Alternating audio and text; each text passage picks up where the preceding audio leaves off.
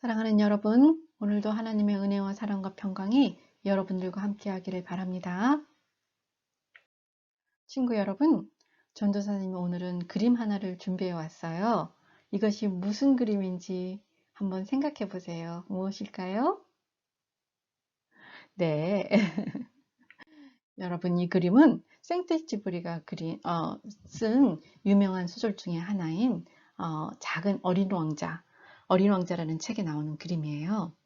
생텍쥐페리 또는 영어로는 Saint Exupéry라고 하는데 6살 때 남아메리카에 사는 보아뱀, 아주 큰 뱀인데 또 큰 짐승을 꿀떡 통째로 삼키고서는 몇 달 동안 꼼짝도 안 하고 그 음식을 먹고 소화를 시키면서 잠을 잔다는 이야기를 듣고 큰 코끼리를 삼켜버린 그 보아뱀을 상상하며 그린 그림이래요.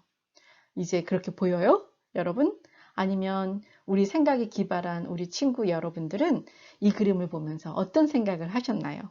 아마 어른들은 처음에 이 그림을 보고 위에 있는 그림을 보고는 저거는 모자지. 이 그림이 왜 무서워? 이 그림이 무섭지 않냐고 그 생트지베가 물어봤을 때 이게 왜 무서워? 이게 모자처럼 생겼는데? 오히려 그 어린아이를 이해하지 못했어요. 그죠? 그래서 오늘 그 아래에 있는 것처럼 두 번째 그림 코끼리를 그 뱃속에 넣은 걸 보여주었을 때 어른들이 야, 보이지 않든 보이든 간에 그런 뱀 생각하지 말고 가서 수학 공부 더 하고 뭐 또 그래머도 공부하고 역사 공부 더 하고 그게 더 낫겠다라고 하는 바람에 이 생트쥐베리는 화가가 되는 것을 포기하고요. 그 대신에 열심히 공부해서 비행기 조종사가 되어서 많은 사람들을 만나고 또 특별한 그 상상력과 창의력을 사용해서 세계에서 유명한 소설가가 되었답니다.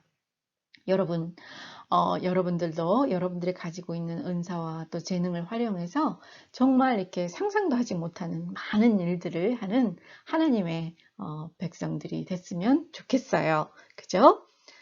여러분, 자, 2000년 전에도 이 비슷한 일이 있었어요. 예수님께서 이스라엘의 갈릴리 바다 근처에서 일을 하실 때, 많은 사역을 하실 때, 주님의 뜻을 전혀 이해를 하지 못한 사람들이 있었어요. 오늘 본문을 보시면서 어떤 사람들이 있었는지 함께 은혜 받기를 원합니다. 오늘 읽은 성경 본문을 좀 더 잘 이해하기 위해서는 먼저 그 일이 일어난 배경을 알아보도록 할게요. 오늘 읽은 요한복음 6장 앞부분에는 두 가지 중요한 사건이 나와요. 첫 번째는 아마 여러분들이 대부분 다 아실 거라고 생각을 하는데 1절에서 나중에 한번 읽어보세요. 요한복음 6장 전체를 1절에서 15절에 나오는 가난한 어린 아이의 보리떡 5개와 물고기 2마리로 예수님께서 5,000명이나 되는 사람을 먹이시는 이야기가 나와요. 한 어린아이가 자기가 가지고 있던 작은 보리떡 5개와 작은 물고기 2마리를 주님께 내어놓자 주님께서 축복하시고 또 하나님께 감사 기도를 올리심으로 이 음식이 5,000명을 배부르게 먹고도 12광줄이나 남게 한 이 사건은 어떤 것을 같이 내포하고 있냐면요. 이스라엘 백성 조상들이 430년 동안 이집트에서 종살이 했던 거 여러분 기억나시죠?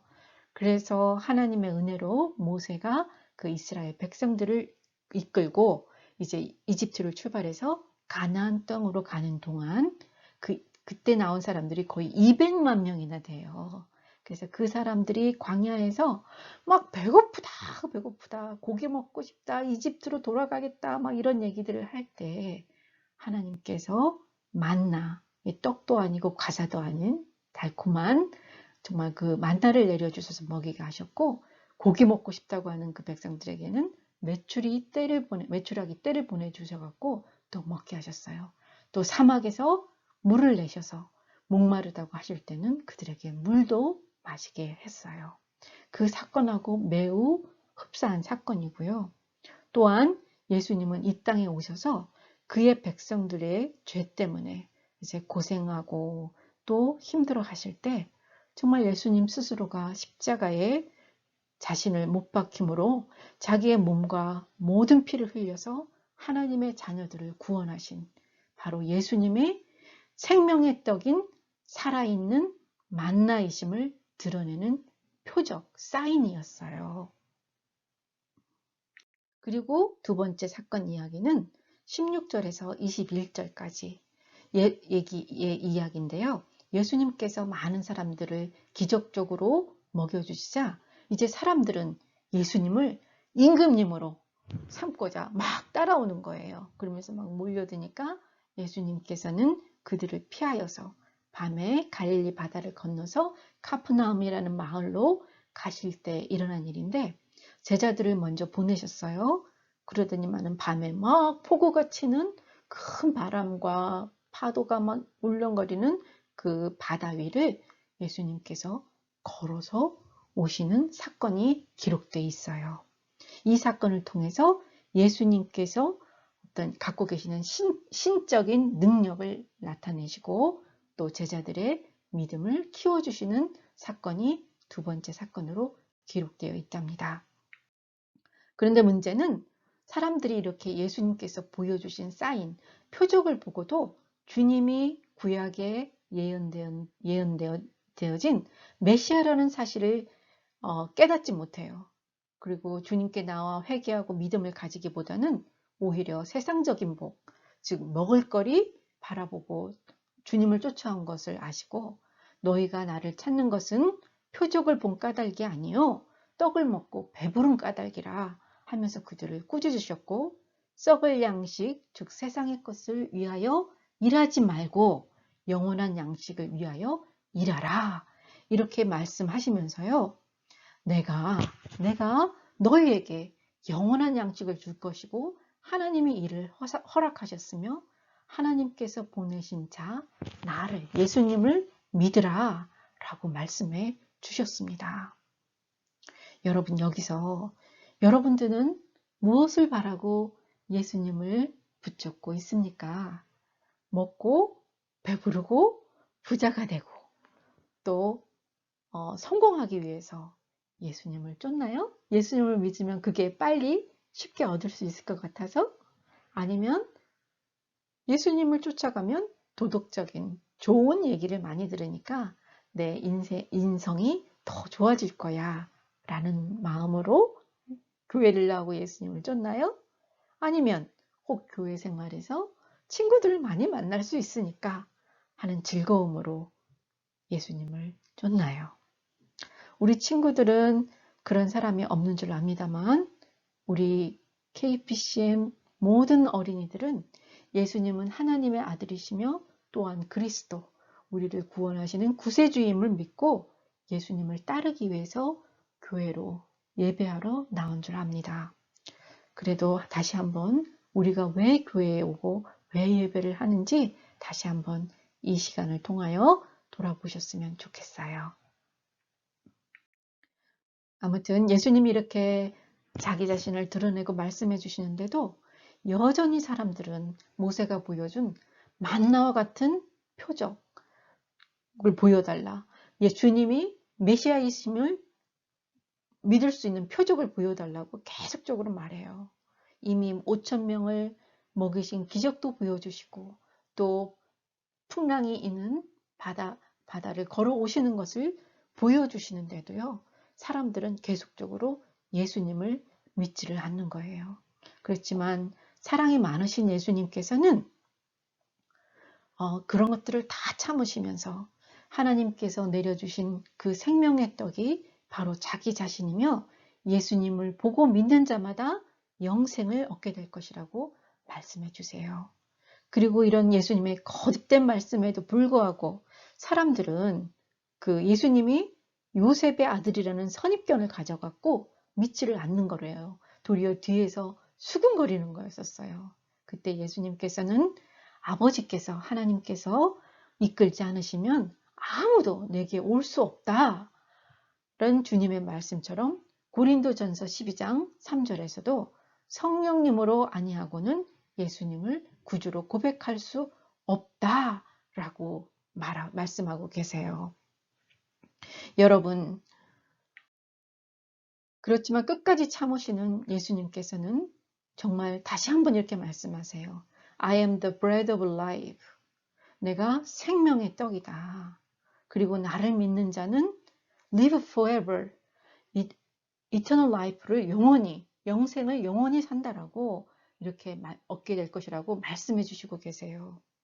그러자 이번에는 또 예수님께서 살을 먹는다는 것이 무엇인지에 대해서 사람들이 막 다투기 시작하는 거예요. 예수님께서는 그 뜻은 예수님의 살을 먹고 피를 마신다라고 우리 본문에서 읽었잖아요. 그 뜻은 무슨 뱀파이어 이런 얘기가 아니라 예수님과 함께 유나이티드 하는 거예요. 그 길이 바로 영생을 얻는 길이라고, 그것이 바로 예수님의 살과 피를 먹는 것이다. 예수님과 함께 하는 것이 그 뜻이다. 라고 예수님께서 설명을 해 주셔요. 그렇지만 사람들은 이 말씀은 너무 어려워. 누가 이 말을 듣겠어? 하면서 결국에는 그 따랐던 많은 무리들이 예수님을 떠나가요. 그렇습니다.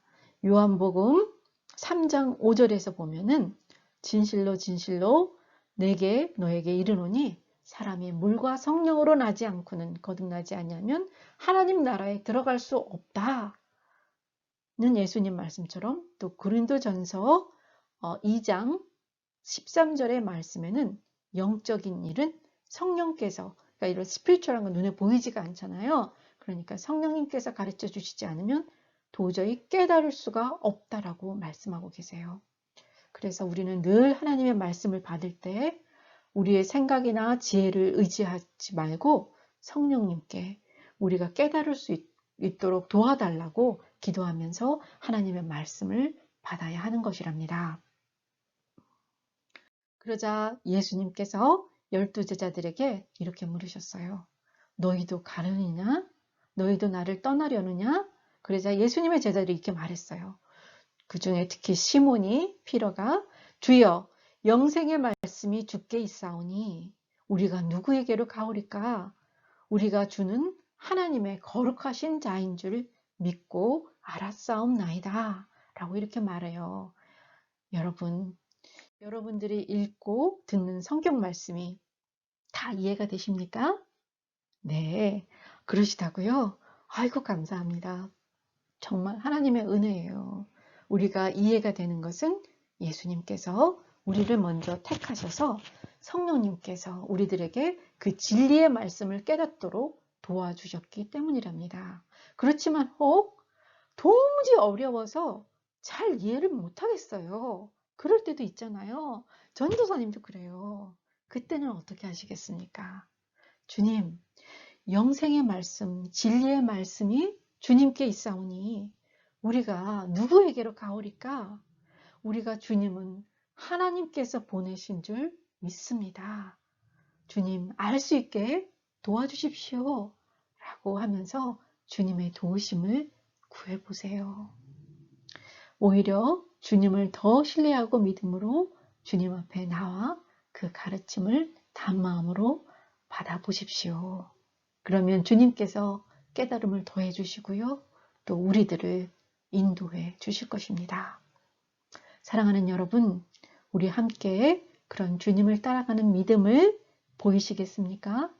언제든지 주님 옆에 어렵거나 또는 이해가 안 되더라도 주님 옆에 꼭 붙어 계시겠습니까?